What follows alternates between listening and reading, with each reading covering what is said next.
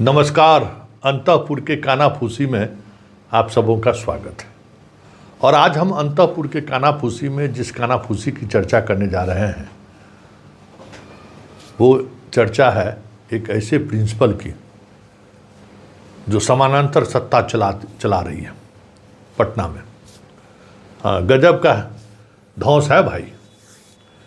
मुख्यमंत्री आज गए तो कह दिया कि कोई मुख्यमंत्री से बात नहीं कर सकता है। कानाफूसी में उसका हम कानाफूसी आपको सुनाएंगे। और दूसरा जो कानाफूसी है वो ये है कि हमारे भाई के कार्यकाल में जो है ना सब मंत्री का दर्जा चाहता है।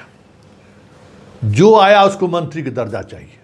कोई कैबिनेट मिनिस्टर का दर्जा मांग रहा था, ले भी लिया। राज्य मंत्री उप मुख्यमंत्री का दर्जा तो छोड़ ही दीजिए। इस वित्तीय संकट में जहाँ कई महीनों से वेतन नहीं मिल पा रहा है कॉन्ट्रैक्ट वाले को, नवंबर आते आते अगर यही स्थिति रही तो पदाधिकारी कर्मी का वेतन नहीं, सिपाही का वेतन नहीं मिलेगा। हालात खजाने का ये है। जो आंगनवाड़ी सेविका और जीविका दीदी रह के उन लोगों का तो हाल और बुरा है। जो 4800 रुपया मिलता था भारत सरकार से और 4800 रुपया देती थी बिहार सरकार, सिर्फ 4800 रुपया मिल रहा है उन लोगों को। ये स्थिति है, खजाना खाली है। तो कहते हैं माल महाराज का मिर्जा खेले होली। बिहार में इन दिनों यही चल रहा है। हमारा भाई के सीधापन का सब फायदा उठा रहा है। जो आ रहा है उसको केंद्रीय कहेगा कि हमको केंद्रीय पूल का बंगला चाहिए। मतलब आप समझ रहे हैं ना, जो लुटियन जोर में बड़का बड़का बंगला है वो बंगला चाहिए और कैबिनेट मंत्री का दर्जा चाहिए। हाँ, आज से पहले लगता है कि कोई उस पद पर रहा ही नहीं था। ऐसे ऐसे पद पर बैठे हुए व्यक्ति इस तरीके से हमारा भाई पर दबाव बना रहा है। अब क्या करे भाई, मेरा सीधा साधा है।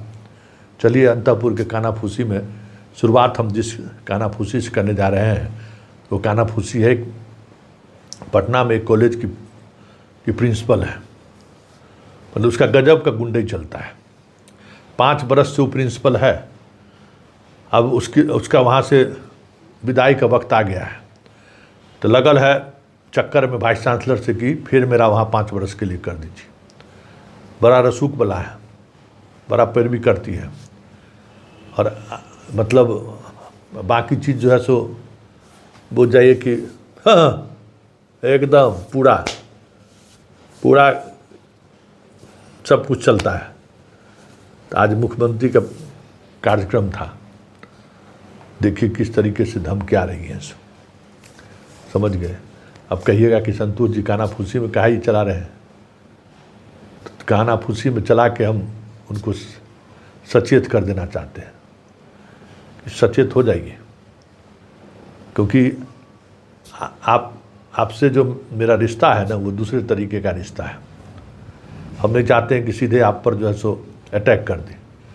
कानाफूसी के सहारे हम आपको सचेत कर रहे हैं कि आप सुधर जाइए। नहीं तो बहुत कट्टा चिट्ठा आपका हमारे पास में है। आराम से 5 साल टर्म पूरा हुआ चल दीजिए।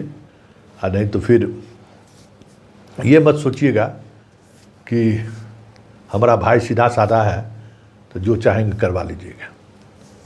भाई तक बात पहुंच गई तो फिर मुश्किल होगा।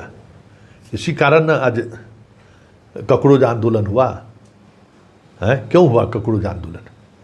भाई छात्र अपनी बात किसी से नहीं कह सकता है।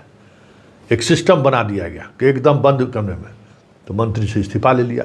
कहा इस्तीफा देना होगा, ले लिया इस्तीफा। मदन चीफ मतलब बार काउंसिल ऑफ इंडिया के अध्यक्ष को लीड डाउन करा दिया तो करा दिया। चीफ जस्टिस ऑफ इंडिया कहता है कि अब हम वहाँ देवे नहीं करेंगे, हमको कोई निमंत्रण नहीं मिला था। इसी सब आचरण की वजह से। तो ज़रा सुनिए पटना के कॉलेज की प्रिंसिपल हैं किस तरीके से स्टाफ को, प्रोफेसर को धमकी आ रही है। छात्रा सबको तो कॉमन रूम में बंद कर दी। जो छात्रा सवाल कर सकती थी उसको कॉमन रूम में बंद कर दी। जरा सुनिए इसकी बात। सभी शिक्षकों को सूचित किया जाता है कि ऑडिटोरियम में सीएम सर से किसी भी तरह का क्वेश्चन नहीं करेगा। यह मेरा आदेश है। सुन लिए, ये लोकतांत्रिक देश, लोकतांत्रिक प्रदेश में आप सीएम से सवाल नहीं कर सकते। सीएम से कुछ पूछ नहीं सकते हैं तो किससे पूछेगा? हैं? ऐसे ही ऐसे लोगों के कारण तो समस्या खड़ी हो गई है पूरे देश में। मतलब ऐसे लगता है कि चुनी हुई सरकार के मुखिया राजा हैं, वो सीएम नहीं रहे, अब पीएम नहीं रहे, अब वो विशेष सुविधा वाले लोग हो गए। खैर, अब हम बात उस बात की कर रहे हैं कि खजाना खाली है, सरकार के पास उस तरीके के रेवेन्यू के कोई अतिरिक्त उपाय नहीं सामने आया है। 10,000 रुपया देने के बाद स्थिति खस्ता हाल है, तो किसी तरीके से चोर दरवाजे से जो है सो शराब बंदी कानून को ख़त्म करने में सरकार लगी हुई है, फर्जी रिपोर्ट के सहारे। खैर, वो सवाल नहीं है।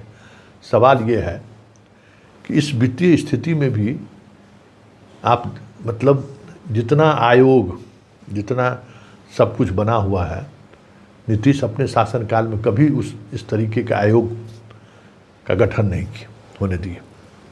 सबको मंत्री का दर्जा चाहिए, सबको मंत्री का दर्जा मिला हुआ है, समझ गए? अब बच्चे एकदम लुटियन जोन में बंगला चाहिए, सबको बंगला भी मिला हुआ है। फिर भी सरकार पर वित्तीय बोझ जो है और बढ़ाने की कोशिश हो रही है। ये जो 36 लाख 37 लाख की गाड़ी खरीदने की बात हो रही है, क्या हो रहा है? एगो जनाब आए हैं, एकदम उनको कैबिनेट मंत्री का दर्जा चाहिए, और कैबिनेट मंत्री का दर्जा देने पर जब मंत्री ने इनकार कर दिया तो हमारे भाई के सामने में पंचायत बुला लिया गया कि पंचायत होगा, कैसे नहीं दीजिएगा?